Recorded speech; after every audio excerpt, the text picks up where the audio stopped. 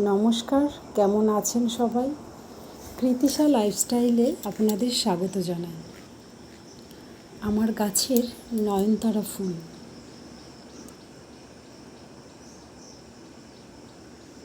সকালে খুব ভালো হাওয়া দিচ্ছে, আকাশটা খুব ভালো পরিষ্কার, তাই গাছের পাতাগুলোও নড়ছে, সাথে সাথে ফুলগুলোও নড়ছে। গাছে একটা মাত্রই গোলাপ ধরেছে, দেখুন আজকে একটাই গোলাপ ফুল ফুটেছে। এরপরে চলে যাব রান্নাঘরে। আজকে আমার মেয়ের বায়না পোলাও খাবে, তো সেই জন্যই 300 গ্রাম গোবিন্দভোগ চালকে খুব ভালো করে ধুয়ে আধ ঘন্টা ভিজিয়ে রেখেছিলাম। এবার ওই চালটাকে ছেঁকে নিয়ে এক এক করে ওর মধ্যে হলুদ গুঁড়ো, ঘি, গরম মশলা গুঁড়ো ও সামান্য লবণ দিয়ে খুব ভালো করে মিশিয়ে নিতে হবে।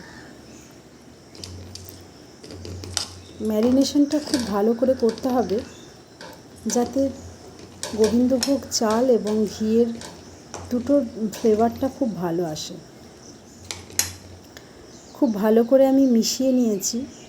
এই পর্যায়ে একটা ঢাকনা দিয়ে ঢেকে দেব 15 থেকে 20 মিনিটের জন্য। এরপর কড়াইয়ে সামান্য পরিমাণ ঘি দিয়ে তার মধ্যে গ্রেট করে রাখা আদা কুচি দিয়ে একদম লো ফ্লেমে সামান্য নাড়াচাড়া করে ওই জল ঝরিয়ে রাখা চালটা আমি দিয়ে দেব। একদম মিডিয়াম টু লো ফ্লেমে সেটাকে হালকা করে ভাজতে হবে।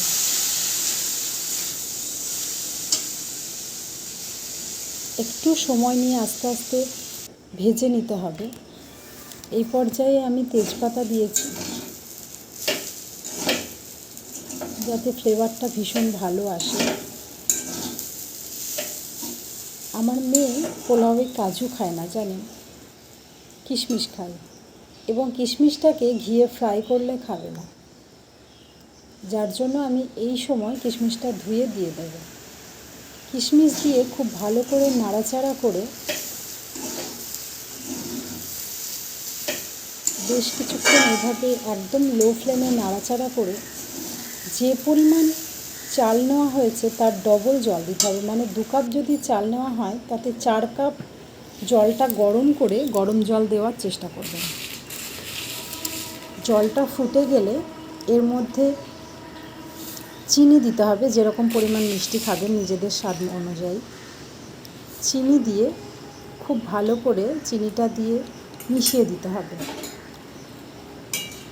খুন্তি দিয়ে ভালো করে মিশিয়ে এবার লো ফ্লেমে ঢেকে দিতে হবে।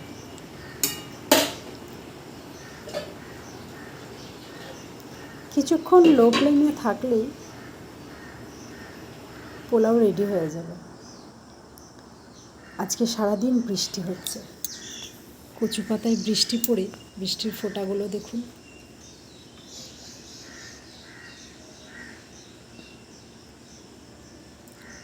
কচু পাতায় জল থাকে না। আজ সকাল থেকেই খুব বৃষ্টি। পেঁপে গাছ থেকেও টুপটুপ করে বৃষ্টি পড়ছে। অনেক দিন পর আজ এরকম বৃষ্টি, ভীষণ ভালো লাগছে।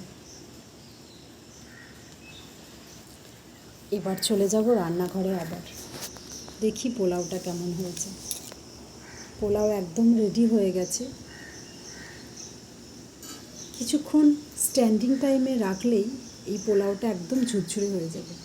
সঙ্গে সঙ্গে নাড়া দিতে গেলে রাইসটা ভেঙে যেতে পারে, সেই জন্য কিছুক্ষণ স্ট্যান্ডিং টাইমে রেখে তারপর সার্ভ করলে ভালো হয়। এই যে আমার মেয়েকে আমি দিয়ে দিয়েছি পোলাও আর আলুর দম। আজকে স্যাটারডে, তার জন্য আলুর দম করতে হলো। একটু ঝোল বেশি দিয়ে ফেলেছি। একটু হাই বলে দে। দারুণ হয়েছে মা। তাই চটপট খেয়ে নাও, খেতে বড্ড দেরি করে, সেই জন্য ওর পছন্দের খাবার করার চেষ্টা করি।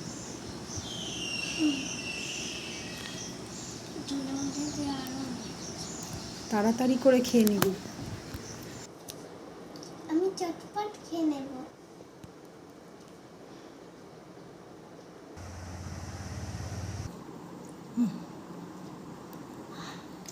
সবাইকে বলে দে কেমন আছিস। সবাই খুব ভালো থাকবেন, সুস্থ থাকবেন। আজকের মতো এখানেই শেষ করছি। টাটা।